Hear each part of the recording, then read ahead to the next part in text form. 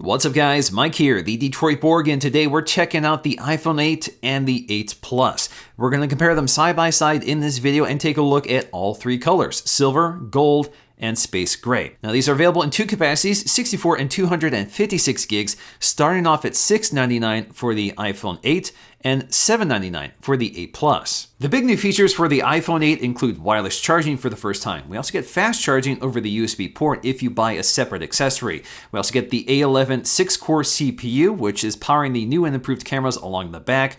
And if you have the iPhone 8 Plus, you get some new features thanks to the dual camera setup. We also get louder speakers, Bluetooth 5.0, and True Tone technology on the display. So getting into these boxes, let's start with the smaller 4.7-inch iPhone 8 in each color.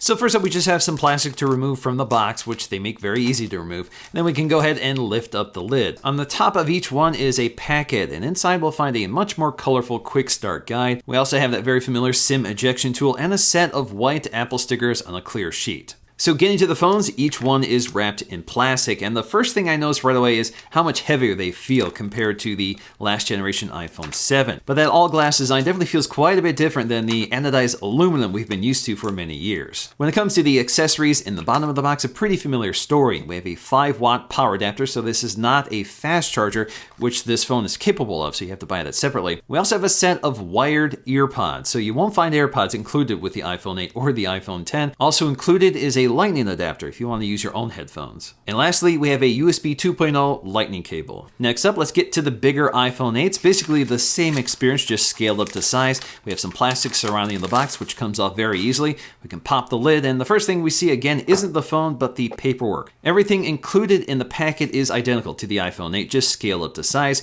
Even the stickers are the same size as the ones in the iPhone 8, but the clear sheet they're on is just bigger to fill the box. And moving on to the phones, once again, they are noticeably heavier than the iPhone 7 Plus, and that's especially noticeable with a phone this large. And lastly, we have all of the same accessories as the iPhone 8, just spaced out more for the bigger box. Ultimately, the iPhone 8 and 8 Plus look a lot like an iPhone 7 and 7 Plus, but the phone has been completely redesigned for a glass back panel, which finally enables wireless charging for the first time on an iPhone. The frame of the iPhone 8 is still 7000 series aluminum with an anodized finish, but it's been strengthened internally, so it's still as strong as the all-metal chassis from the previous design. Both versions of the iPhone 8 are 1 to 2/10 of a millimeter bigger than the iPhone 7 and 7 Plus, but it's so minor that cases should not be affected by this. Actually, the biggest perceptible difference is the weight. The iPhone 8 is 10 grams heavier while the 8 Plus is 14 grams heavier, and you do notice it. Perhaps the only color that's ever been consistent on the iPhone is silver. So of course we have a silver iPhone 8. Now the back panel is sort of matched to the silver frame as well, so it's a bit darker than the white on the front bezel. The gold color is a little more interesting because it's more two-tone than the others. The others are a little more monochromatic.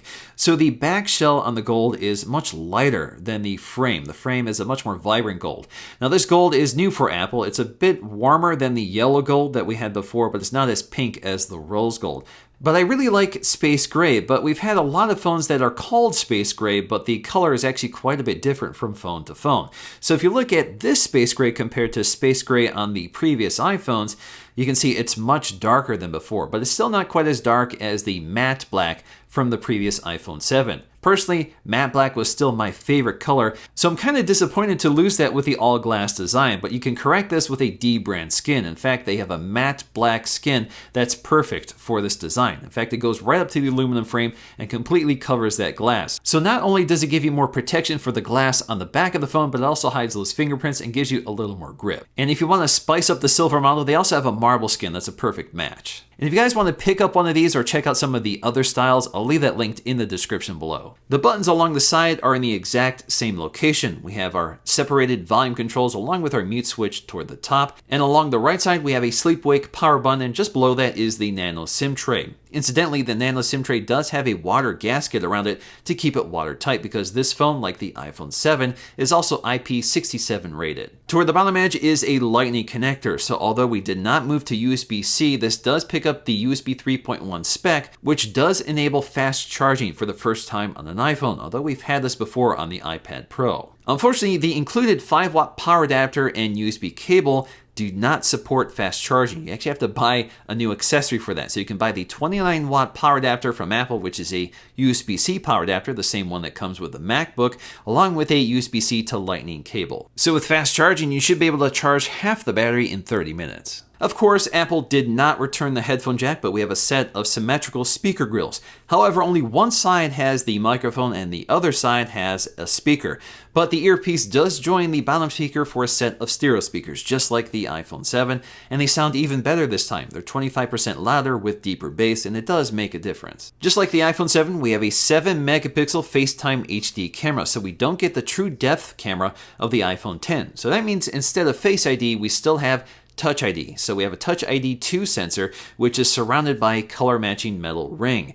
Again, this is covered in sapphire glass, which keeps it very durable and is still a fast and reliable way of securely unlocking your phone. When it comes to setup, the first thing I notice right away is that True Tone is on by default because it has a more natural warm color that reflects the light in the room. In fact, during the setup process, you get a little demonstration of how the technology works. Now, for the most part, it's pretty subtle until you really warm up the color temperature of the light in the room, which I can do thanks to my lighting system. So if I increase the color temperature, you can really see the difference when True Tone is activated. Now you can quickly disable this by going to the control center and 3D touching on the brightness slider. You have the option to turn off night mode or turn off True Tone. Another feature that's actually new with iOS 11 is Quick Start. So if you have an older iPhone, you can basically use that to log into your accounts on your new iPhone. So you can quickly transfer it just by bringing your new phone next to the old phone. Besides that, you're prompted to set up Touch ID, the Siri wake up command, as well as Apple Pay. Apple calls these Retina HD displays. So we have a 4.7-inch and 5.5-inch display, resolution of 1334 by 750 on the 4.7-inch, good for 326 ppi, while the 5.5-inch gets a full 1080p display at 401 ppi. Although this is still an LCD IPS display, it still looks fantastic. It gets up to about 625 nits of maximum brightness. It also supports the wide color space of DCI-P3, just like the iPhone 7. But again, we also get True Tone, which is a new technology for the iPhone. Although the iPhone 8 comes preloaded with the standard iOS 11 default wallpaper, there is a set of wallpapers exclusive to the iPhone 8, which you can apply, and they're definitely much more vibrant. Now, the size difference between the 8 and 8 Plus does change the interface just slightly. So obviously we have more screen real estate on the 8 Plus, so more stuff can fit on the screen at one time. The 8 Plus also gets a landscape mode, so you can rotate the home screen to a landscape orientation, and many of the Apple apps are specifically formatted for the widescreen orientation. Another familiar feature is reachability, so you can double tap the home button, double tap, not double press, to bring down the display into a one-handed mode. In terms of specs, there is one slight difference, and that is the iPhone 8 Plus has 3 gigs of RAM, while the iPhone 8 has 2 gigs of RAM. But they both get the same 6-core A11 Bionic CPU, and performance overall is really impressive. So if you take a look at the Geekbench scores, we're seeing huge gains over the previous generation. This makes it by far the most powerful processor on any smartphone today. And that CPU is doing a lot of work for ARKit, the camera ISP, and much more. Once again, the big difference between the iPhone 8 and the 8 Plus is the dual camera on the back of the 8 Plus. But both of them have the same wide-angle main camera, a 12-megapixel sensor, which is all new. Both of these sensors are larger for improved sensitivity, and we also have deeper pixels for better noise isolation. So we're less likely to see distortion, especially in low light. But the 8 Plus adds another 12-megapixel sensor with a telephoto lens with an f2.8 aperture. So this is a technology we're pretty familiar with from the iPhone 7 Plus, and for the most part, it's the same camera system, just with an improved sensor. Unfortunately, the telephoto camera did not pick up stabilization like the main camera.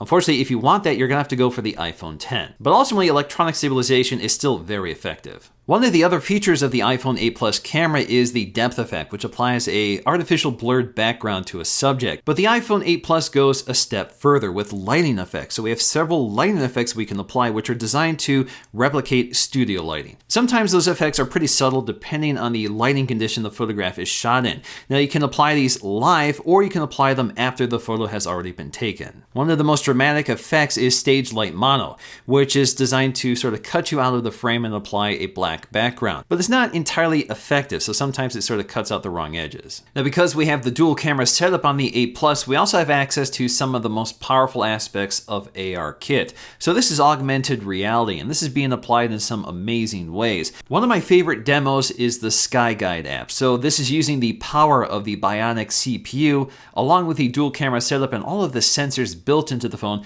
to keep track of the orientation of the phone, movement, and the depth of everything around you. So in real time, it can apply star maps to the sky you're looking at. And it's so precise and accurate that it only overlays on the sky. So if you walk around trees, it will actually hide behind the leaves of the trees, but show up between the gaps of the leaves. It's really impressive. In terms of camera quality, I'm actually surprised by how much improvement we're seeing in terms of sharpness, exposure, and color vibrancy. One of the biggest weaknesses of iPhone compared to other cameras is just that the images didn't come out very vibrant. That really comes down to the better color filters built into the camera, as well as the A11 Bionic ISP. So that makes Apple's HDR processing one of the best I've seen on any camera. So instead of washing out images to bring up exposure, the color is preserved along with the detail. In terms of low light performance, the iPhone 8 is excellent, and there is a noticeable improvement over the iPhone 7 Plus, especially in terms of sharpness and color. There's a lot more color with the iPhone 8. You see more reds and greens, and things generally look quite a bit more vibrant.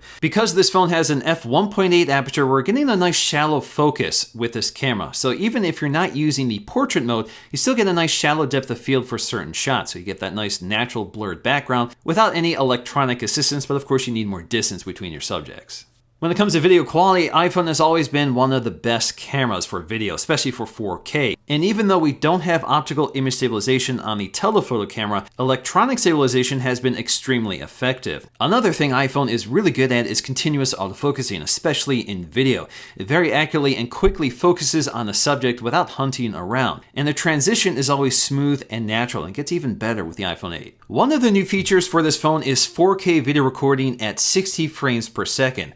That's a really impressive feat for a smartphone. Now that's thanks to a new high efficiency codec, specifically H.265, which is not supported universally yet. In fact, in order to switch to 4K video recording, you have to go to camera settings. There you'll find several resolutions to pick from, such as 4K at 24 frames per second, 30 frames per second, and of course 60 frames per second. Now if you have the iPhone 8 Plus with the dual camera, if you record 4K at 60 frames per second, you lose access to the telephoto lens, so you can't switch between the two. Now if you have issues with compatibility, as I have, you can switch off the high efficiency formats and go for the standard formats. Now the high efficiency formats basically have the storage space that each photo or video requires without sacrificing quality. Slow motion has also been bumped up to 1080p at 240 frames per second for the first time. So again, that's thanks to the new image signal processor built into the Bionic chip. Just like the iPhone 7 and 7 Plus, the 8 and 8 Plus also have a Taptic Engine, which replicates a physical click of the home button, even though it's not a mechanical button anymore. It's also used for 3D touch, and there's another new feature with the iPhone 8 series, which is taptic feedback